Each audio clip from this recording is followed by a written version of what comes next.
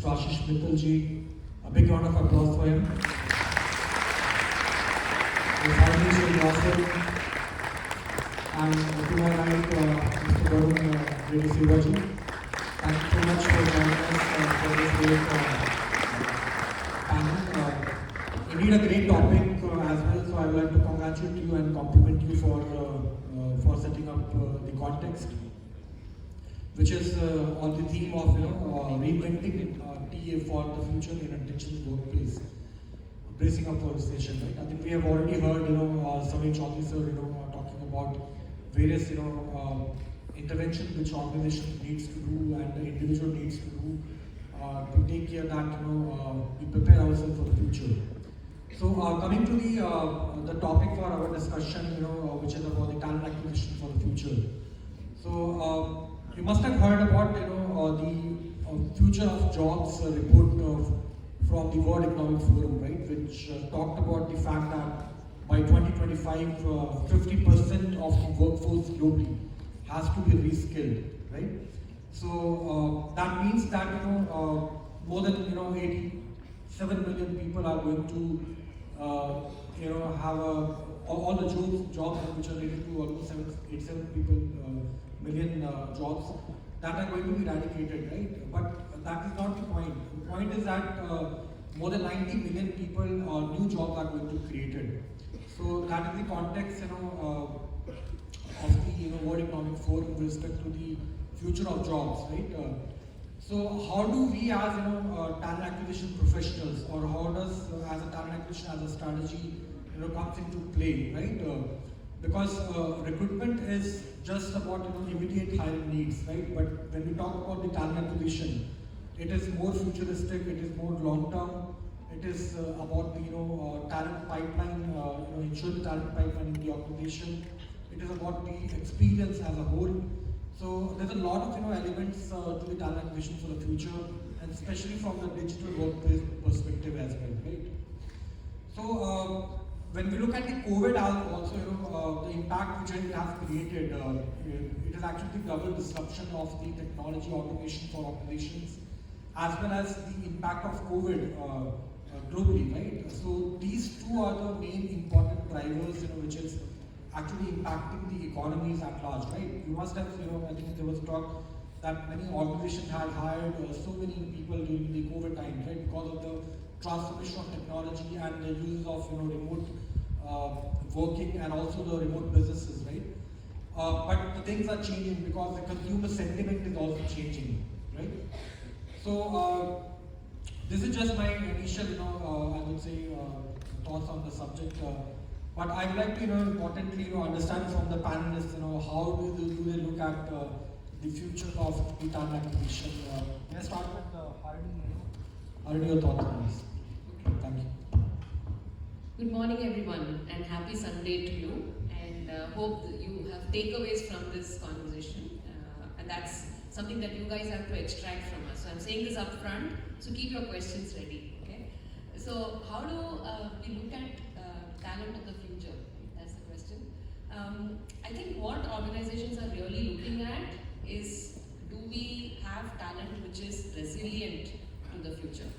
So talking of resilience, there are many definitions that one can give, but what organizations really look at is your workforce agile to where the organization is heading? So when it comes to agile, it's not agility. Just want to let you all know that agile is not only agility or speed, it's more about, are you able to rapidly reinvent yourself to whatever is coming to hit you.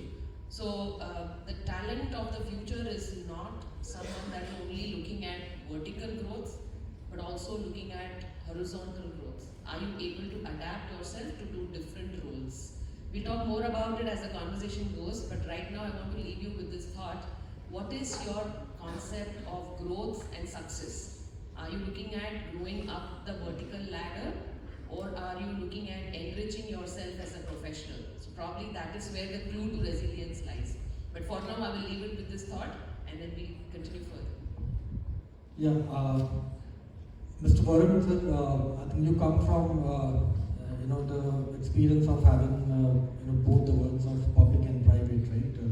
So how do do you think that talent acquisition is going to reinvent for the future?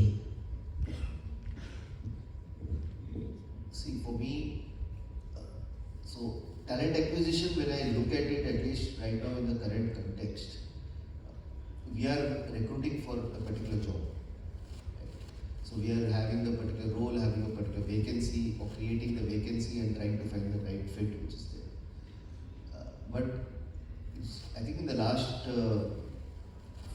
3 years, what I've noticed, started before COVID itself, what I've noticed is that companies have realized that we need not just find specialists for a particular job.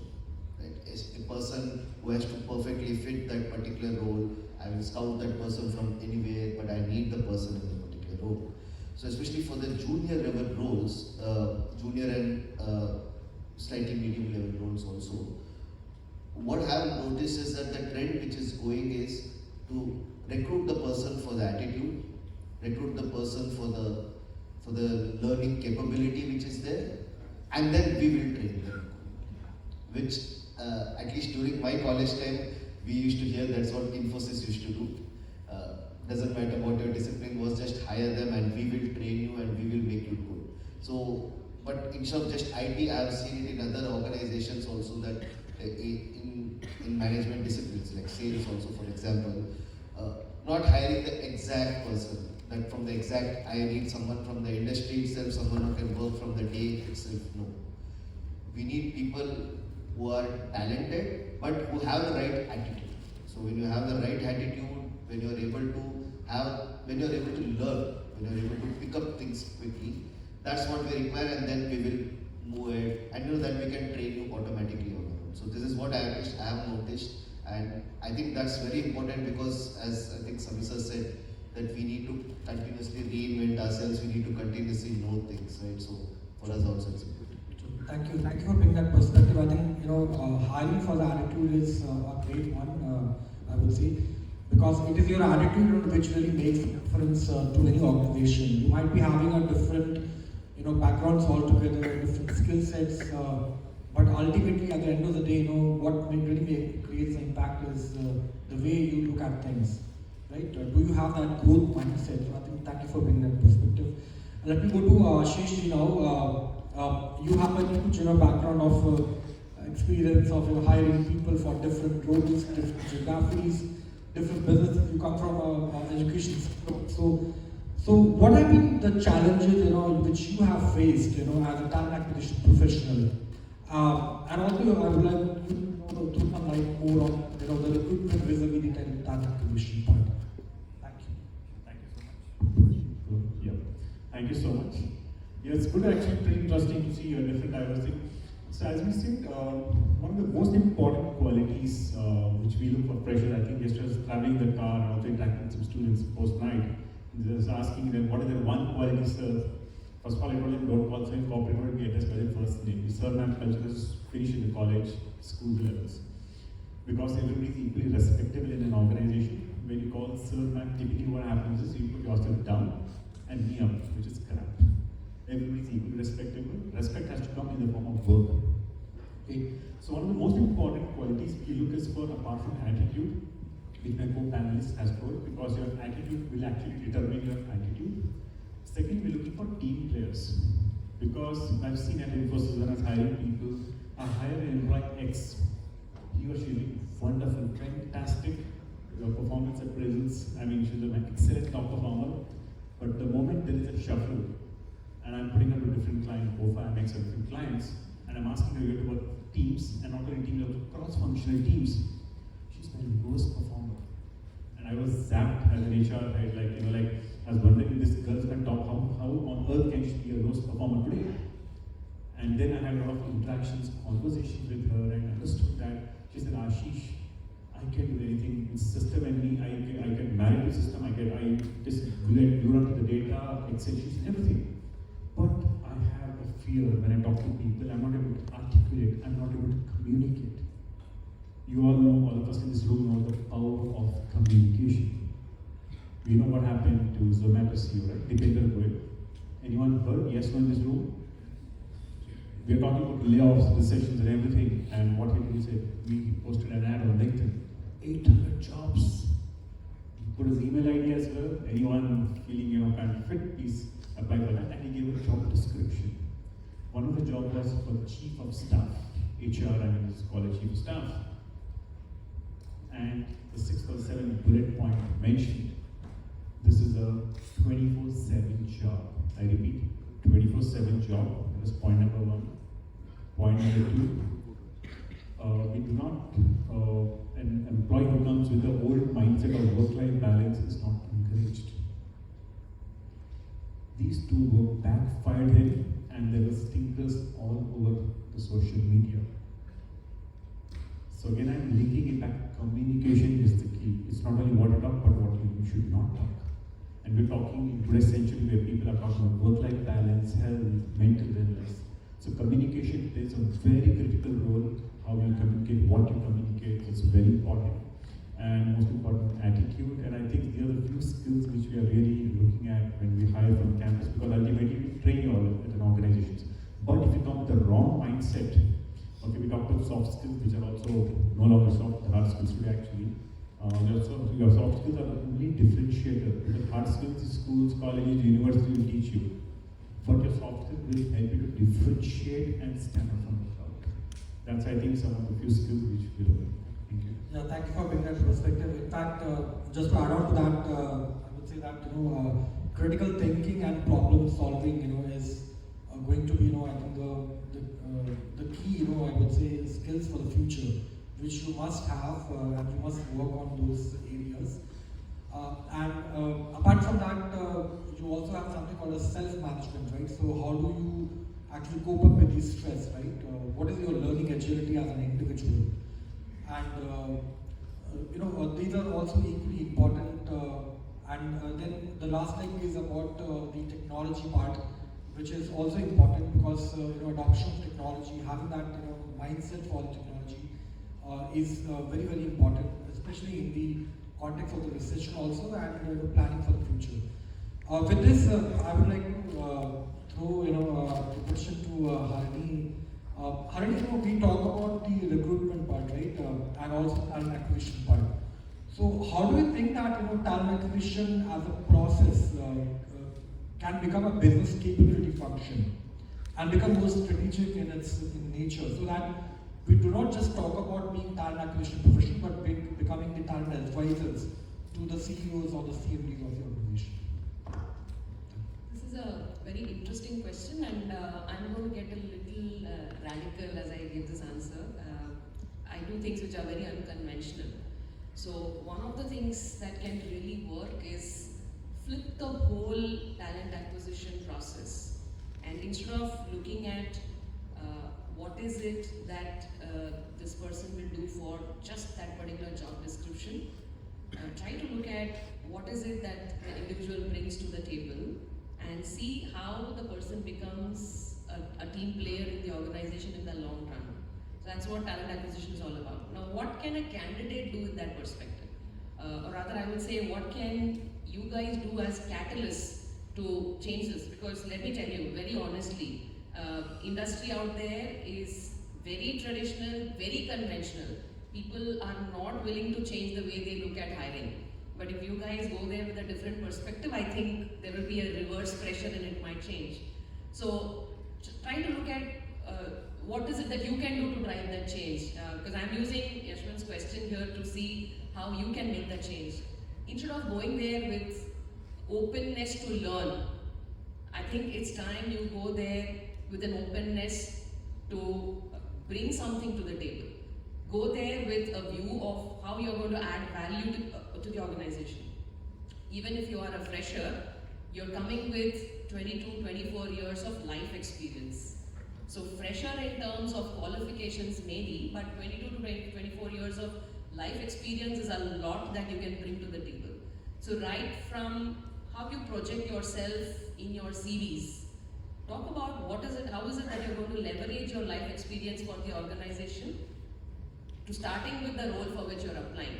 So if you go with that perspective, probably you can be a catalyst in driving the change as to how organizations will start looking at talent. not hiring for the role, not looking at people who match the templated job descriptions, but as people who bring value to the organization in the long run. Now look at what it does to the organization, which a lot of organizations don't really see, is when you start looking at candidates who are bringing value to the organization, they're actually bringing in fuel for the organization to grow. How do new business lines emerge? Okay, so that's when you have potential there who will drive the new businesses. So I think it's a two-way process. While organizations will still go slow, will not be ready to change, you guys can start making the change coming from here. Try to go to organizations, apply for roles as how is it that you're going to leverage your experience and not openness for learning. Thank you. I think that's a very good observation and insight on the topic. But definitely, it is your value which you bring to the organization, very which actually attracts the recruiters towards you. But I would say, from the talent acquisition perspective, it is also equally important that the hiring people who are actually making those decisions, right, are not just looking at onboarding the talent into the organization, but also taking it forward through the practices which are centered around the, I would say, the people development part of it, right? How do you actually make frameworks so that they continue to evolve as an individual and continue to contribute to the organization, and largely towards mapping their purpose, right? I think Swami very categorically mentioned that it is when you have the purpose in place, right, as an individual, and when it actually aligns with the organizational purpose, right? So to talk about the sustainability, how you as an organization are actually driving that sustainable development agenda, right? That's very, very important, because it's not just about the decent work, right? It is also equally important about the economic growth. So you need to have a very fine balance within that. And as an organization, wherever you can drive those areas, within the framework of the, creating a better world, I think that's where you can really align the purpose with the individual, and that will help you to retain them for a longer period of time with much more, I would say, valuable contributions being made to the organization. Varun, I think, since we also, looking at the digital workplace, right?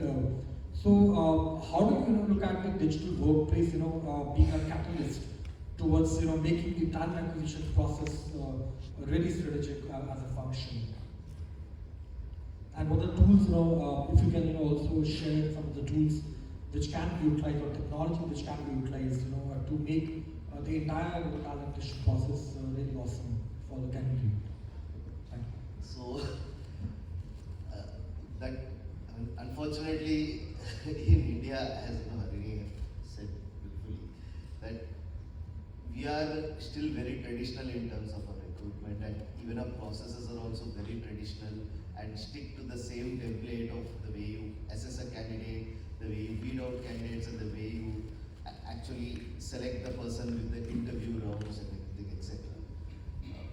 I think one of the key issues which I have at least found in talent acquisition, which unfortunately is there with the entire HR function itself, is that we are so focused on making the processes good. We are so focused on making the processes perfect that we don't see the other side of the story. How does it affect the other person? Because we are so familiar with the processes that when my employees come to me, I am so bewildered. How are you having a question in this particular thing? This is so perfect, this is so smooth. I personally made it, I personally curated it. And this is where even because our talent acquisition team, mind you, it's very talented, they themselves know the process well and they do things perfectly. But they don't see the other side of this, how the user interface actually is. I personally, when I was at a phase when I was applying to certain jobs and I was looking through certain websites and going to see how the interface was. There was some which was so smooth, the ATS picked up the resume quickly, fast, I didn't have to do much, I applied and I was actually hoping that I'll get it. But there's some companies where by the time I finished the application process, I was exhausted and I was like, even if they don't call me, it's fine. I mean, I'm already too tired and I'm too burnt. So you need that kind of thing. I think in terms of digital transformation, the one thing which talent acquisition needs to understand is how do you make the entire process good. I mean, entire process good from the point of the view of the other person, and especially during the time of recession, because when things are in slowdown, people are not hesitant to leave their jobs. They want to be in the comfort of their job, and if they want to leave a job, they also want to go into a company which they know they'll be safe, which knows value step. So how you make your process more interactive with them, how you make a process smoother for them, not giving them too many jitters, and how does that interface happen, I think that's very important. In terms of digital transformation, as I said, right, the entire process, I think in marketing you learn of a concept, right, customer journey mapping, right? So this needs to be done for the talent acquisition process also. True. I think very interesting point on the marketing part. So as talent acquisition, professionals, it is also important to understand that to reinvent TA, we also have to learn from the marketing domain. Because when we talk about the employee value proposition, right? So how do you make that in AVP as a competitive edge for your organizations? Any thoughts, Ashish, on that? Okay. See, focusing on EVP basically is employee value proposition. Today we are always talking about employee branding. Today as freshers, you would also look for organizations which actually create values, which have systems which will help you to fulfill your dream. One of the aspects also which I also tell all the students are always live your dreams. Do not sell yourself to an organization. Never ever do that. You have some burning fire in the belly, you want to achieve something, you want to become something, always have that. Always have a separate identity as well. So coming down to EVPs, ultimately what is an employer actually having special in terms of what are the commitments? For example, I say I'm going to hire you and this is your career path, this is what you get in return, this is the culture, we have an open door policy. So that because today is no longer are the days where I'm interviewing you, you are equally interviewing me today, right? And we're talking about technology, gadgets, and we also know that today, if you're not, as talent acquisition professionals, as HR professionals, if you're not embracing technology, because today all the mundane, redundant jobs are going to be taken by chatbots, right? We know the latest OpenAI chatbot launched last November, ChatGPT, right? Largely spoken about it. Generative pre-trained transformers, which are actually, I think, banned by a couple of universities in Bangalore, because it's actually going to, there are 25 such AIs which are going to come. So today, if you're not creative in our style of thinking and our work of operating, and we're very comfortable with our comfort level, so Sami mentioned, he spoke about Yuka and Bani. Yuka is volatile, uncertain, complex, ambiguous, you talk about present world. Bani is talking about future, brittle, anxious, non-linear, incomprehensible. So ultimately, how we as individuals are going to be industry ready to face all these challenges of future which are completely unpredictable. So as employer value proposition, we always need to look at how I'm going to stand out in the market, how am I actually going to attract, and attracting is one part of it. We've seen a lot of organizations, they attract, but they're not able to retain. Attritions, Q1, Q2, Q3, Q4, H1, H2, which is higher. So ultimately, culture is not something which you can cheat, it's an open thing which is quite visible on a day-to-day basis for every employee in the organization.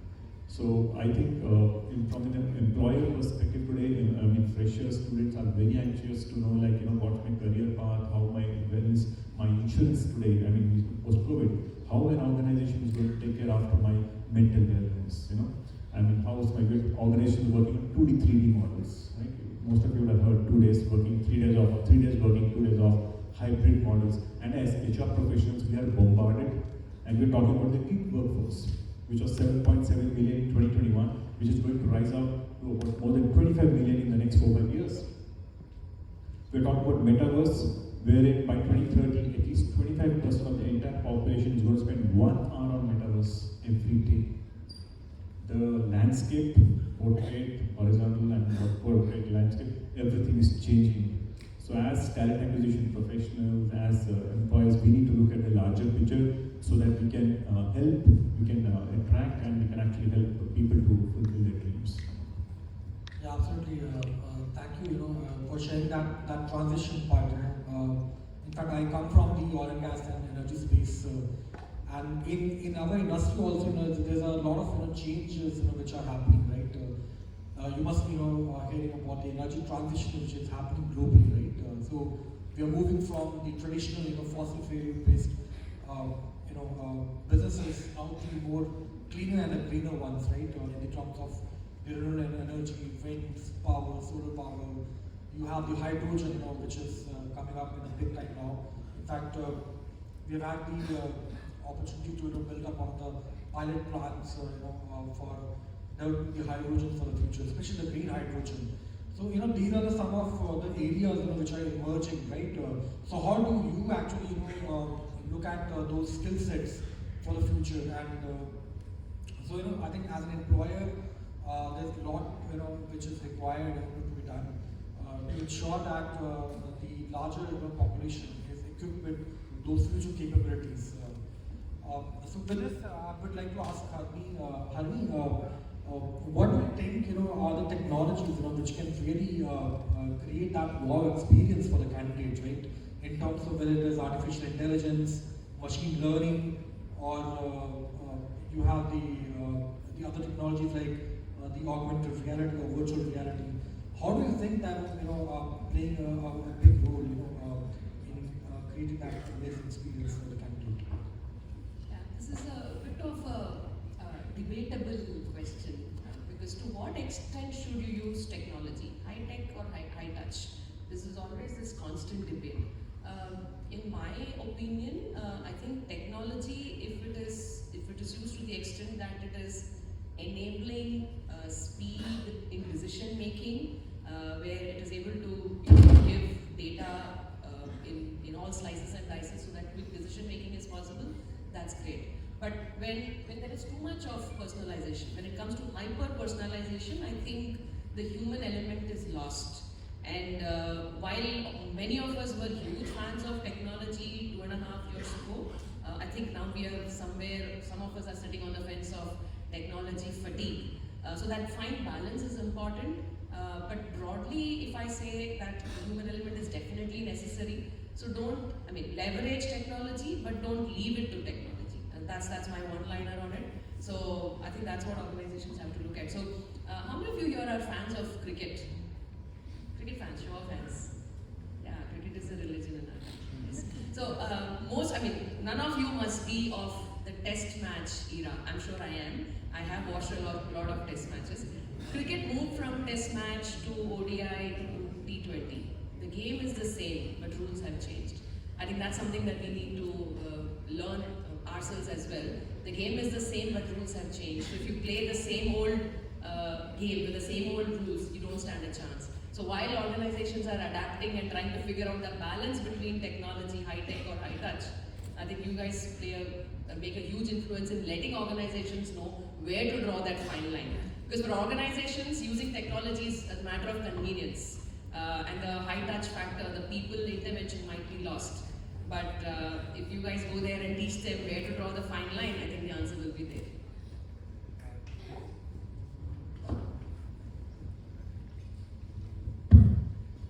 Great. I think I knew this one coming right from Harini because she's a behavioral scientist also. So thank you for breaking that up. And I think beautifully mentioned that it is the high tech with the high touch which is going to be the future going forward.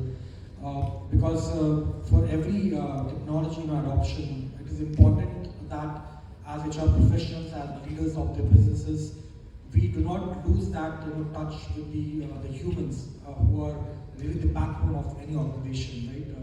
I think Sami sir talked about the layoffs in the morning, right?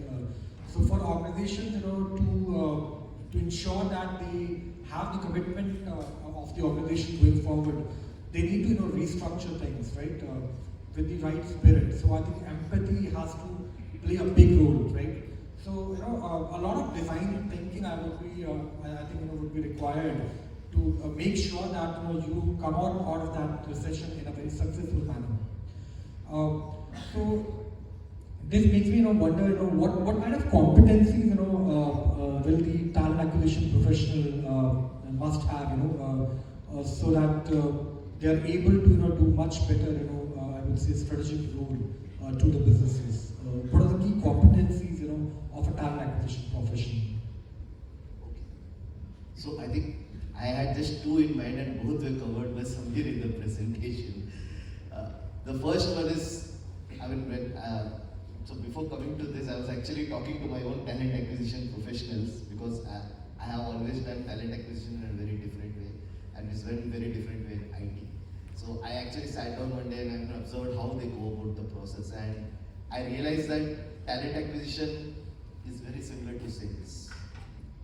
Right? In sales, you're selling a product or a service. In talent acquisition, you're selling your organization to the candidate. Right? Especially when I come, my organization is not that well known. So we actually have to convince the candidate of our culture, which is fantastic, and we have to actually sell to the candidate of who we are and why we can offer them a good career, a professional career, and tell them, as Ashish mentioned, about the growth prospects, right? Not just talk about what is there now, but where you will be in the next 4 or 5 years. So I think that is where the selling aspect of talent acquisition definitely comes. And in terms of strategic growth, this is where I have noticed throughout at least my short career is that talent acquisition people tend to be very focused, like sales people, very focused on just filling up their numbers, right? So it is not just about if you get that we need to fill up a particular role in a particular, in a division, not just saying, okay, this is the role, this is the JD, let me start. Brainstorm over it, why is this role here? Is this a replacement role? Is this a new role? Who has actually decided role? Talk to the hiring manager, talk to the manager who's going to hire this person, right? Understand the business perspective of this particular, because the JD, it just captures the text, right? But the real essence of what you need for the person, almost all the JDs you look at, the qualities which are there are all copy-paste, right? It does not depend on the role. You need passionate people, you need highly skilled people, everywhere it's copy-pasted, right? But to actually understand what you need for that role, I think this is where talent acquisition people should talk to the business more. HR does, as Sabhi said, HR needs to be more of a partner of business, and as a function, HR has been doing it. But even talent acquisition needs to do that, and not just at the highest level, not just the person who heads talent acquisition, right down to the recruiter who's actually doing the recruitment. They need to understand why the position is there. So I think this is very key when you talk about the strategy aspect. Yes, very rightly said. In fact, just as the models in which are adopted during the process also needs to be aligned to the behavioral part of it. Like for example, you have the customers, right? What is the customer sentiment about the entire business, right? How the role holder is actually interacting with the customers and the stakeholders at large, and how then you actually bring those insights into your talent acquisition models and reframe it in a much better way, so that you get a better talent who is equipped with the necessary skills to take the organization forward. So Ashish, you must have utilized though I think Harini mentioned about the high tech and the high touch, right? What has been your experience, especially when the candidates get rejected, right? Because making the candidate feel valued even post the rejection is also very important. I think element to understand. Many times, as recruiters, we tend to ignore people who have been rejected, right, out of let's say a huge number of applicants. But I think at the end of the day, if there is some feedback which is given to them to make them understand that okay, this was the gap, and this is how you can improve further, and definitely we can look at in the future as well. How do you look at that? Thank you. A very good question, and actually, as a HR professional, one thing which I really emphasize in every organization I work is respect for employees, respect for people. I said we are first human beings, then HR professionals. I build relationships over a long journey. It's not hit and run case, or I'm filling my numbers. Clear one. So what is important? Because today, as as HR professionals, we need to understand that you can only sell to a certain extent. After that, we have enough number of social media websites which will expose the organization. We have Glassdoor, LinkedIn. Ashish Mittal, my organization is like fancy. I offer you X, Y, Z. You think about it, and it gets delivered. No. Ultimately, people go to the website and see what has been the experience of employees. What do employees talk about working in their organization? So what is important is, as HR professional for us to understand that we have to build a brand. For building a brand, we need to understand that we respect every single person, right from hire till exit. Unfortunately, in our country, I have seen, जब resignation डालते हो तब increment मिलता है, correct? जब तक आप बोलते हो, there is no respect for you. The moment you put on your papers, HR calls you, who never remembers you throughout the year. Call आ जाएगा immediately HR और HR से, कि hi यार कैसे हो?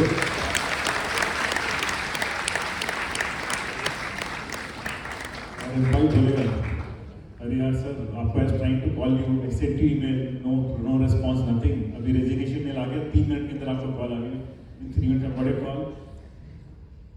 So what is important is actually we should, as HR professionals, we should take care of our employee to the maximum possible extent. Again, calling later blade, I mean, you call it whatever it is, but it's important that you respect every single query of an employee.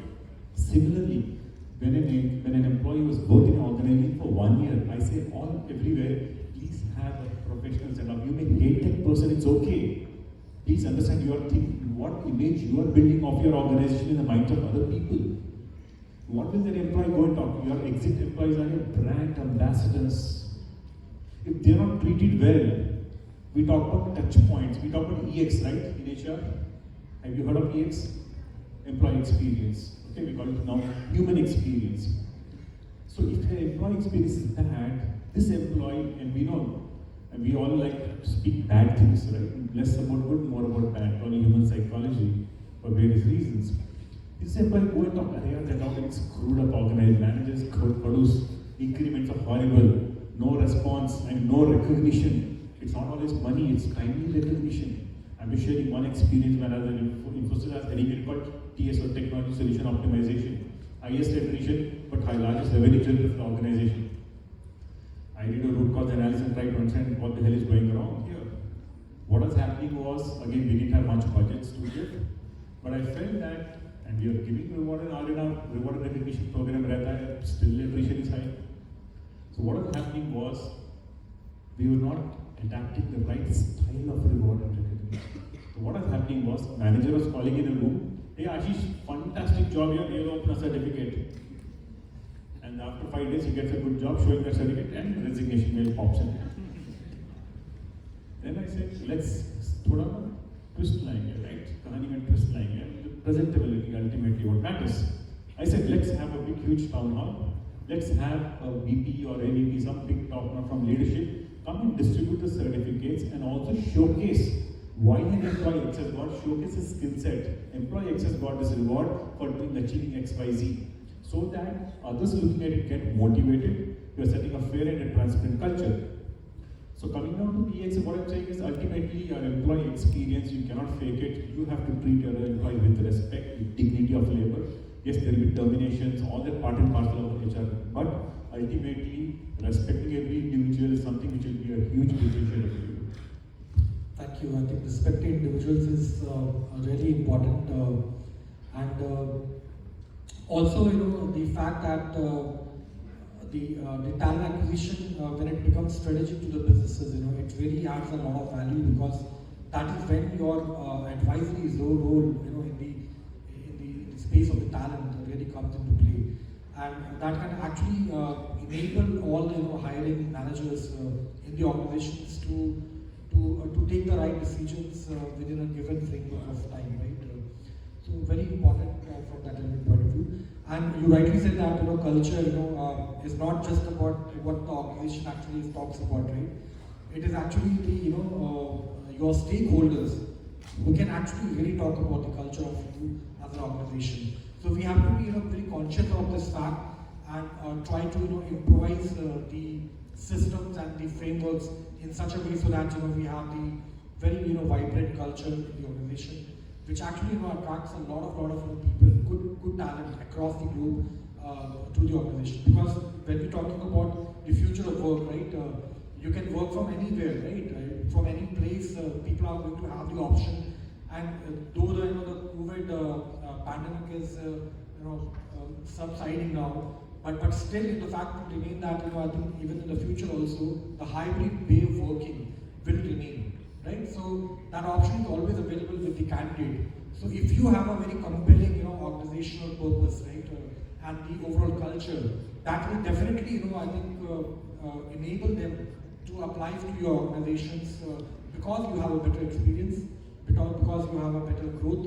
So I think these are some of the things. So Harini, coming from the growth and the innovation perspective, do you think talent acquisition professionals can really help, the businesses, to drive that innovation, and what is it that they can do to drive that innovation to the organization? So innovation is not something that is done in innovation week or innovation month like some organizations do. I used to wonder, is it that suddenly people will become innovative in that week or that month? Some organizations even have innovation departments who actually, there is a director of innovation. So what about the other people? Don't they innovate? So these are questions which keep coming to my mind. And how innovation really happens is, innovation is not always about creating a new product or a new service. Innovation is about doing things differently for better efficiency. Now, how does innovation actually get driven in an organization? It's very simple.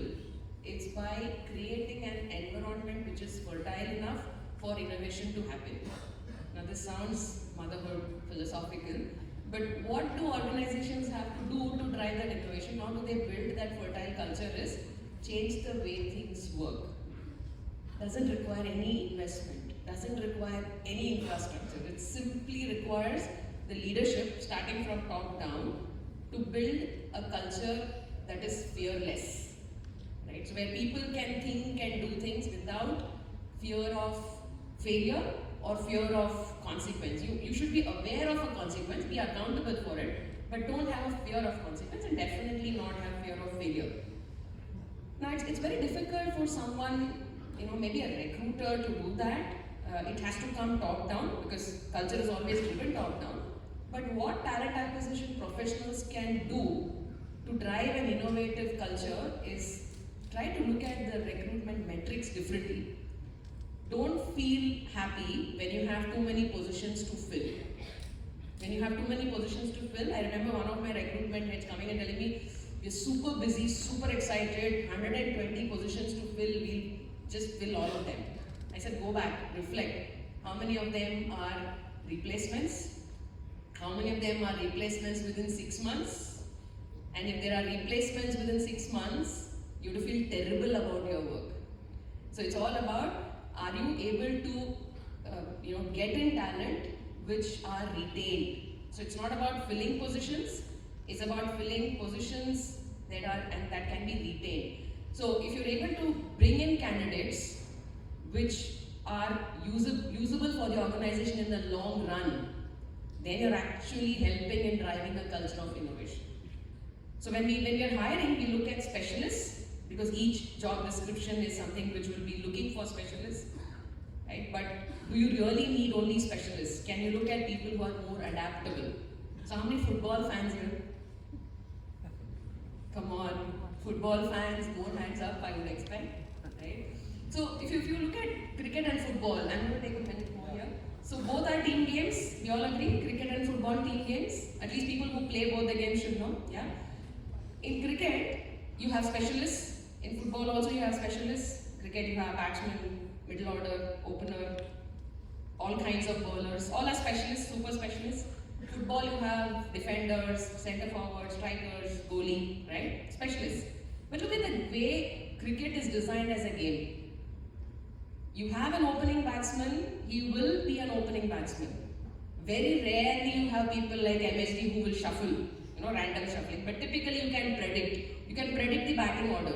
And by the time it is 4 down, match to gaya hath se, right? In football, did you all see the epic match, the semi-finals, where it was unbelievable, right? So in football, what happens? You can't stick to your specialized role. You have to adapt. You can't say, I am a striker. I will wait till the ball comes in and I will only strike the goal. Doesn't work that way, right? So where the world is moving is towards a football ground, a team game which is football-like. So like in cricket, you can say, I am playing at 99, I won't give strike. till I hit my century, right? So we need to look at people who are ready to play football. That's where you're creating a culture, a talent which is ready to take on innovative roles in the future. And that's something which talent acquisition professionals can definitely contribute towards. So don't look at closing positions quickly, look at quality of hire. Take a relook at your metrics. Well, thank you. Thank you for taking that football and giving perspective. So I think, the innovation creates a positive change in the organization.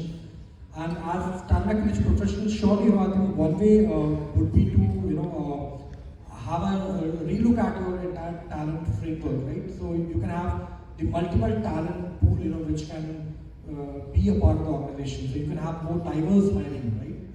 You can have a more inclusive culture, because it is only when you have the inclusive culture you actually bring that, element of giving that feedback to the top leadership, right? So that you can actually amalgamate the entire learnings of each of those individuals, and then actually put those into the business decisions. So that will really actually make the difference to make your organization more innovative, and the teamwork part definitely more important.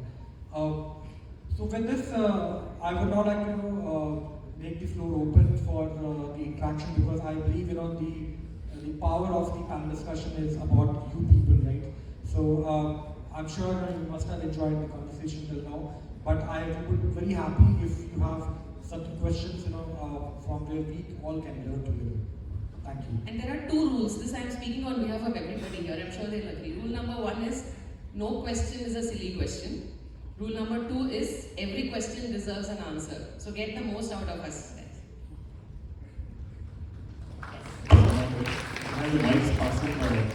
That is fast. So many hands up. And you can also mention the question is to whom for the particular panel.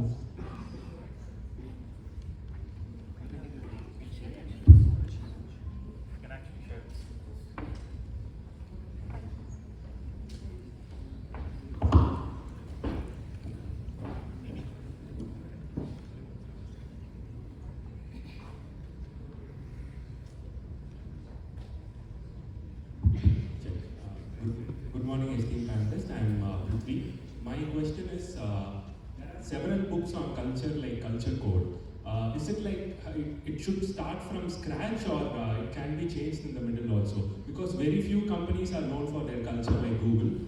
And in Indian context, I have seen in Chennai, Freshworks is known for their culture. So how it is, and how can HR professionals incorporate culture into the betterment of the organization? Can I take this? Yes. This is a subject very close to my heart. Right, so what culture is? Look at the definition of culture.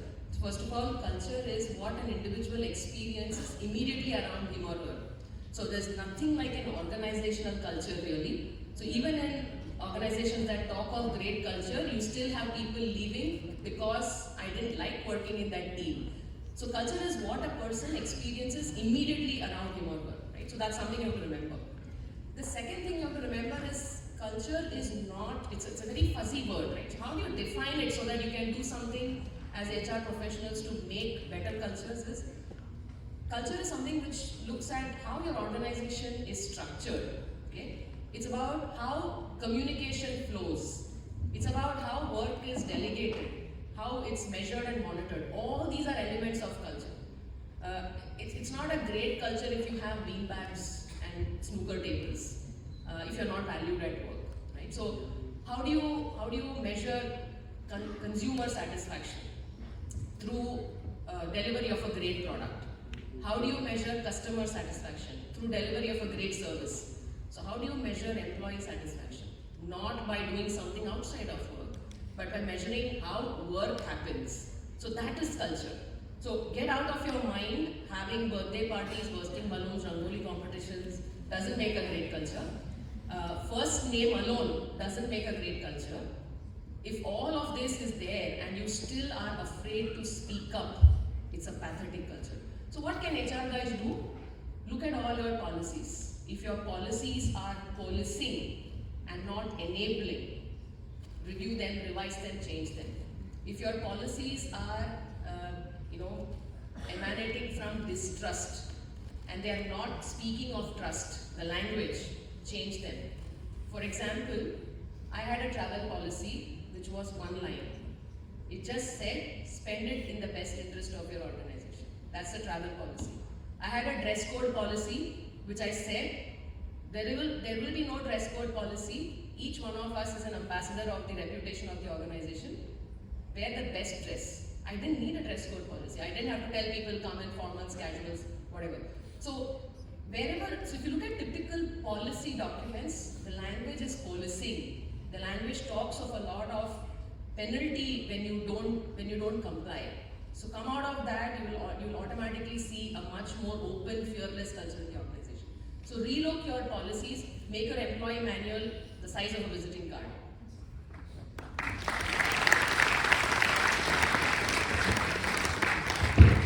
And just to add on to that, I think when you talk about the culture, it is also important that as an organization, are you a learning organization or not, right? So what kind of a learning culture do you have in the organization? Because it's very important from the candidate perspective, right? If you have a learning organization, definitely it is a big attraction for the future talent, right?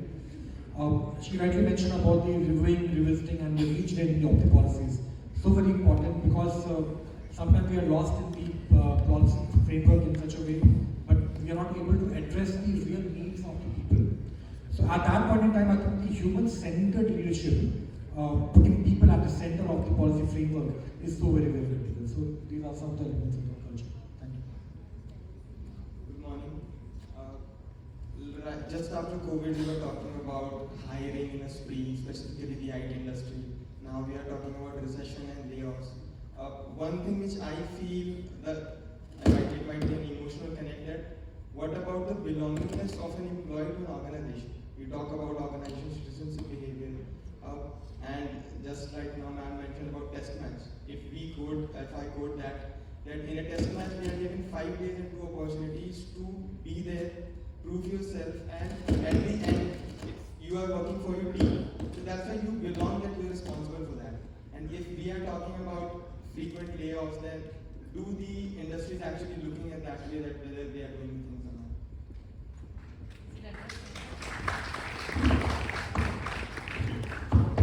See, let me tell you, belongingness, these layoffs are coming more from a financial point of view. It's not that I like somebody and I don't like someone.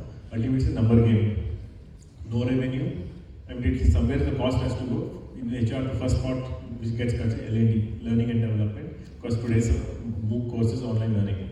So ultimately, belongingness, definitely employer and employees both are looking for belongingness. So my point is that cannot be directly connected with recession, because recession is a temporary phase, ups and downs which is going on. So it's not that during recession there is no belongingness either from the employer side, they don't value employee, or from the employer, it's not that my employer is not kind of valuing me, but it's just a temporary phase, it's not something like permanent. So I think belongingness cannot be rightly connected with the recession as such, because it's a momentary phase. If anybody would like to add on. I'd like to share my experience from my organization, just to highlight the belongingness part of it. So during the COVID, this pandemic times, obviously, there was so many deaths, which were happening, right? During the second wave, especially. So we also had people who lost their lives, right, working for the organization, because ours is an emergency business. Even during the worst of the lockdowns, we were operating almost at full, right? Though with the very lean and thin manpower kind of structures, but we were operating because supplying the natural gas or the LPG or the energy forms to the various segments of the industry was so crucial, right? Because otherwise the entire system would have collapsed. So during that time, people who had lost their lives for the organization, right? What we did was we looked at our entire policy framework, right? So we talked at how best we can help these people, right? The families of these people. So we decided to kind of build up a framework wherein we not only took care of their educational needs of their wards for the future, but also the medical needs, right? So as if those employees were alive and continuing till their superannuation date, right, which might be like 60 years. So they would get all the medical benefits, their families would get all the medical benefits, dependent family members, and also the education of their children will be taken care of till like 12th class, and even post that also, if they want to go for higher education, even that will also be sponsored by the organization to a great extent. And from the accommodation perspective, which they would, because sometimes you might have only a single earning member in the family, right? So accommodation becomes a challenge. So we gave them the accommodation, till 5 years at our different townships which we have, right? So they can avail that for free of cost. So these are some of the things which we did, and we not only covered the people who actually lost their lives during the pandemic, but we also covered the people right from the inception of our organization, that's from 1984. So this is just one of the experience which we have in the organization. Thank you.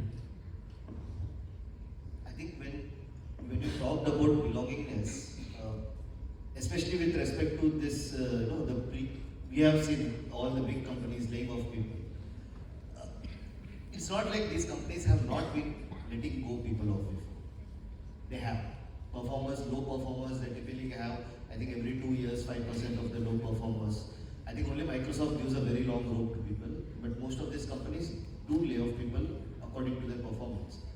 But I think the bigger part, when you talked about belongingness, when I was actually speaking to the people from the outside perspective, when they look at it, it was how the people were let go.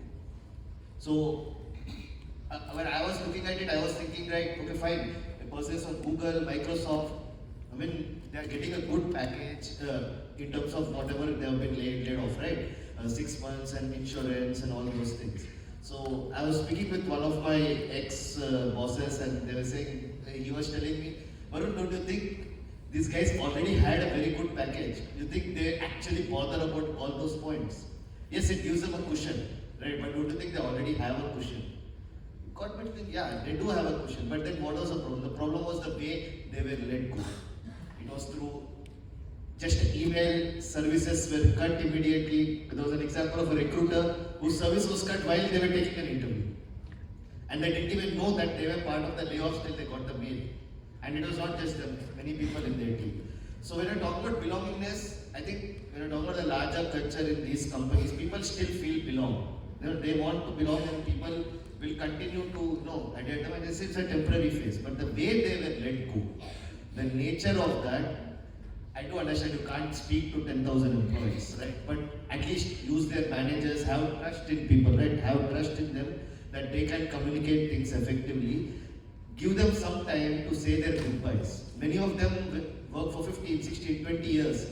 They didn't have time to say goodbye to their people, right? If you are in a notice period, 3 months to party karoge, right? Around say you say your goodbyes to everyone. But they didn't even get that chance to meet their colleagues, say their goodbyes, and have a smooth exit. I think that's where the point came. It's not about people are not feeling that they don't belong. They still praise their company, at least on LinkedIn. But they had the notion, how they were let go. And that is, I think, what pained most of us. Just one point to add. Actually, what Yashwant Chauhan is definitely like during COVID time, startups were the first to start this practice of taking care of people who have passed away, their children education and everything. But I think since you are asking more from during layoffs time particularly, for example, Google, their employees working 16, 17 years. I was going through an article and the Google and the media questions on that, which how on earth can you fire somebody at 3 a.m. This guy employee XYZ is working for so many years. I was more interested to read his response. He said, probably due to the data security, data theft reasons, we had to take this ad hoc decisions. So point over there is these situations will come, but I think the larger message which I would like to share with all of you is be prepared, and again, I would say try to diversify your skill set. Because if you are talented, okay, trust me, there will be a lot of opportunities. Even if you are laid off, who knows, it maybe for better, you will get double-X the package outside. We don't know. But I would say more than recession and everything, try to focus on your skills and lifelong learning. Like just last week, as in Punjab, I was visiting one of my friend's place, and one techie was hired. He was based from Hyderabad but working from home. I asked him casually, भाई कैसा लग रहा है काम करके घर में? Sir mummy के पराठे मिल रहे हैं सर, यहाँ पर ठंडी 3 डिग्री टेम्परेचर में, I am enjoying and I asked him, do you feel, I mean just a fresher of Thapar university BTech करके, I asked him just out of curiosity, do you think you are doing justice to you? हाँ sir, यहाँ पे comfort level है, mummy papa हैं, सब, मैं parallelly एक और बिजनेस भी कर रहा हूँ, फैमिली का बिजनेस भी चला रहा हूँ, डबल इनकम आ रही है. So point is that I said you are actually, it's a suicide, because this is the time for you. It's like, you know, tea bags, they work when they're immersed in boiling hot water. That's when the actual aroma flavor comes out. Similarly, this is the age for you all to get into organizations and completely focus on your learning, improving your skill set. I mean, it's not to kind of enjoy, you know, kind of relax or take a laid back attitude. So even during the recession, I would say focus on trying learning more and more and more. And especially today with technology, and everything is available at the click of a button. It's all available. You don't have to depend on a manager or an organization or your parents. Everything is available at your doorstep, just on fingertips. So focus on your skills, diversity on your skills, and that will help you to be a more recession-proof than the actual recession.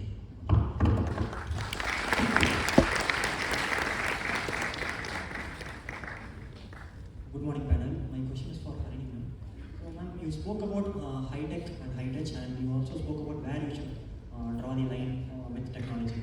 So, technology, any particular technology or any particular innovation is going to become a commodity for a particular industry. And any particular firm in that industry which doesn't want to adapt to the technology is going to lag behind in that industry. So, me personally, working for a firm or that firm, don't actually have a say in where actually we should draw a line with technology. Many a time we don't have a say in things, but that doesn't mean that we cannot demonstrate through wherever our circle of influence is. So for example, if you are using technology for your, let's say, your entire talent acquisition process, it's completely technology enabled. Where is it that you can make a difference and bring in a high touch is, like Ashish was saying, value people. So, people should have an experience of not just the technology, but the entire process. And there are several spaces where you have the human element in it. Ensure that you're able to bring that in.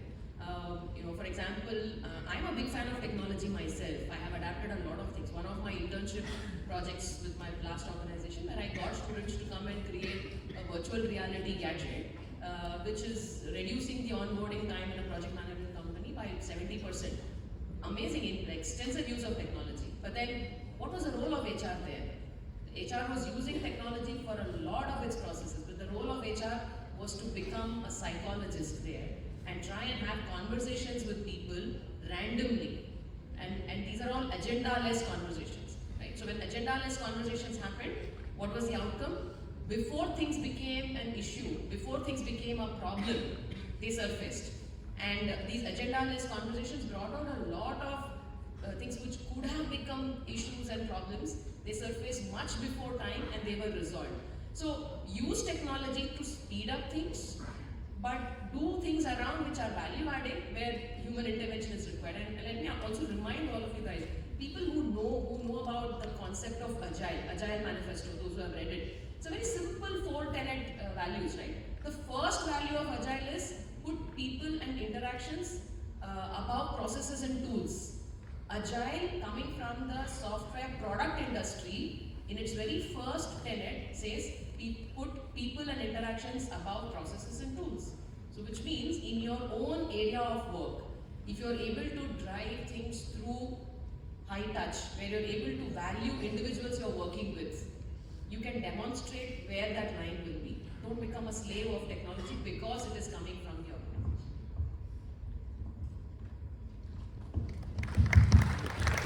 Just to compliment to Harini's point, definitely, technology is just an enabler, as she rightly mentioned. So, since it is an enabling function, it's important that we do not lose out on the human connection, right? Which is even more important, because any work, which is more data-driven, or any process which is time-consuming, can be done by the machines, right? But the real part of it, handling people, right? Especially in a crisis moment, or showing that crisis leadership, it actually requires a very transformative, people competencies to deliver that, right? So that's very important to understand, and I think there's a fine balance which is required in that. Thank you, sir. Guys, this next question will be the last question for the day because we're running a little short on time, and then we'll call it a day. Yeah, hi everyone. Thank you for the marvelous discussion. My question is we are using AI in the field of marketing, like we have neuromarketing coming up, we have various field of AI-enabled things coming up. So how far we are with coming up with neuro hiring or neuro talent acquisition?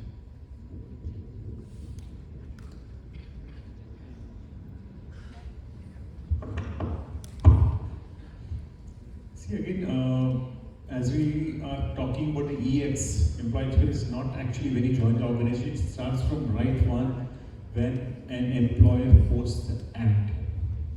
I repeat, employee experience, people think the day of induction. No, it starts right from day one when an employer posts an ad, the job description, the language, choice of words used, RSVP, the response is given.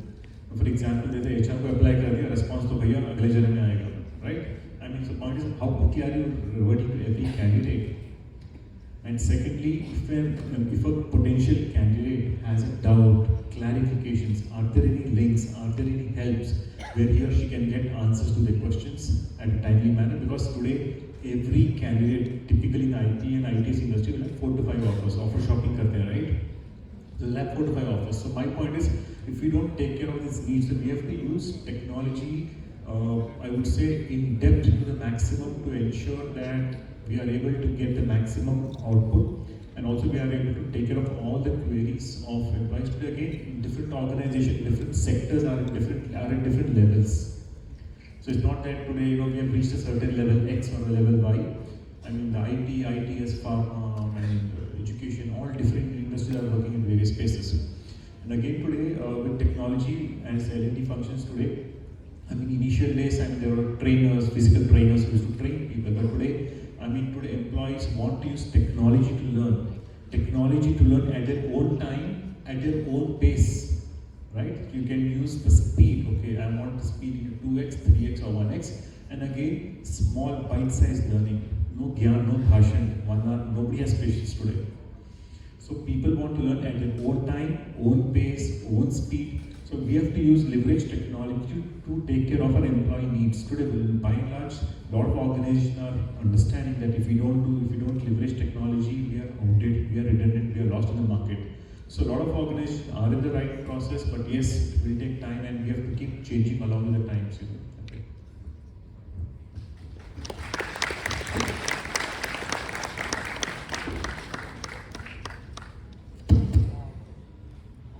Thank you for all the questions. I'm sure the insights shared by the panelists were of some value to you. Just to summarize the panel discussions, I think as talent acquisition moves into the future of work, right? The talent acquisition has to be more strategic. It has to be more creative. It has to be more diverse and inclusive, so that you drive that innovation part. And at the same time, there has to be a connect with the humans, right? The human face of it, while we adopt the technology.